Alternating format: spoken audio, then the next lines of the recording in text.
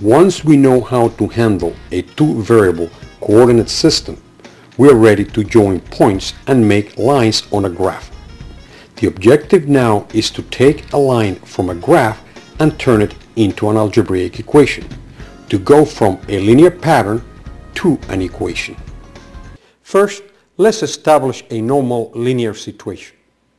A person goes to the supermarket and reads that the price of a bag of sugar is $2.50. This means the price of 2 bags is $5, 2 times $2.50, and 3 bags $7.50, 3 times $2.50. Or perhaps he reads that 3 apples go for 25 cents and 6 apples for 50 cents, and so on. These examples are what is called a linear pattern. Linear patterns, when plotted, form a line. The bag of sugar linear example can be plotted to show this.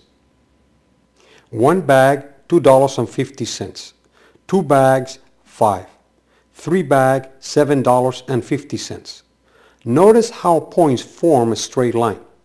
Because it is a straight line, we can see from the graph that with $10 we can get 4 bags. So, what do we need to plot a line? Because a line is made up of points, and at least 2 points are needed to plot a line, and because lines must be drawn on a surface and a surface has 2 dimensions, the location of each of the 2 points needs 2 numbers. These are the coordinates we talked about in the last section. An x and a y for point 1, an x and a y for point 2. Now let's talk about the lines themselves. Straight lines on a flat surface can be drawn horizontally, vertically, and diagonally. When plotted on a graph, the y values of all points on a horizontal lines are always the same. Conversely, the x values of all points on a vertical line are always the same. And each point of a diagonal line has different values for x and y.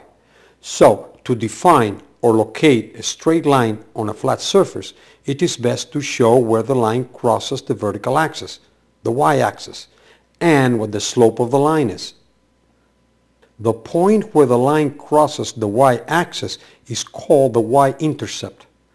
The slope shows the direction the line takes after crossing the y-axis. So, to review what has been said so far, to locate a line we need either 2 points or a point and the direction the line takes. The direction a line takes, we call it the slope of the line. Because a slope is like a ramp, where the rate of climb or direction is determined by comparing the vertical distance, the rise, over the horizontal distance, the run, in the case of a graph, it means that the slope is a ratio, a fraction, of the change of y, the vertical, over a particular change of x, the horizontal.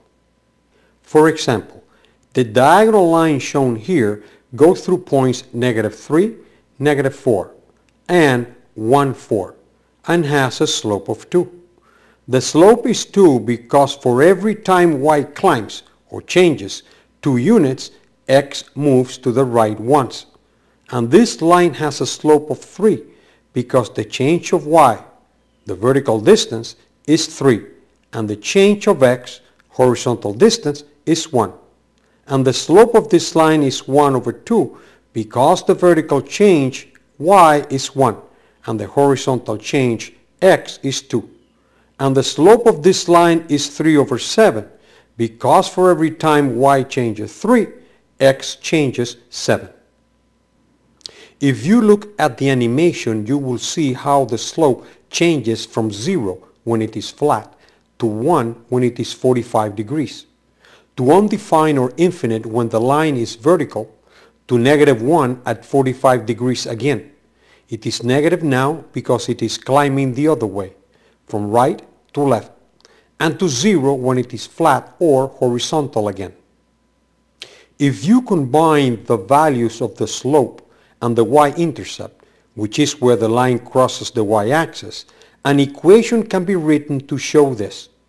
Y equals mx plus b, where m, The slope is always the coefficient, that's the number in front of x, and b is the y-intercept, the point where the line crosses the y-axis.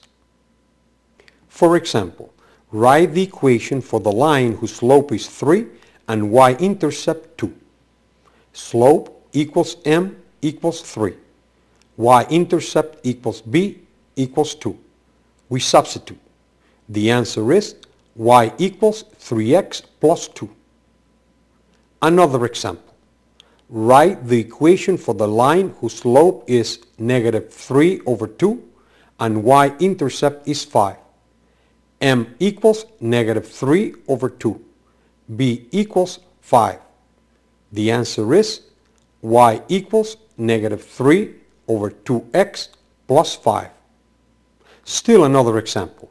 Write the equation for the line whose slope is negative 1 and y-intercept is negative 3. M equals negative 1. B equals negative 3. The answer, y equals negative x minus 3. The beauty of this is that now you can write an equation when you see a line, and also draw a line giving an equation. Let's try it backwards. For example, on a graph, plot line y equals negative 2x plus 3. First, plot the y-intercept value positive 3 by going to an xy graph and placing a point at 0, 3, which is where you expect this line to cross the y-axis. Now plot the second point to complete the line. Because the slope, negative 2 over 1, is the ratio of the change in y, negative 2, over the change in x, 1, then this slope means that whenever the value of y moves down twice, the value of x will move once to the right. The slope is negative when only one of the variables is negative. So, the second point of the line is found by moving down to point 0, 1 on the y-axis, that's 2 spaces, and then 1 to the right to point 1, 1. Finally, draw the line representing y equals negative 2x plus 3. Another example. Plot line y equals 1/2 x minus 4. First point. Plot y-intercept value at 0, negative 4, which is where you expect the line to cross the y-axis. Second point. Using the slope 1 over 2, up 1 for y, to the right 2 for x. Draw a line that passes through the 2 points.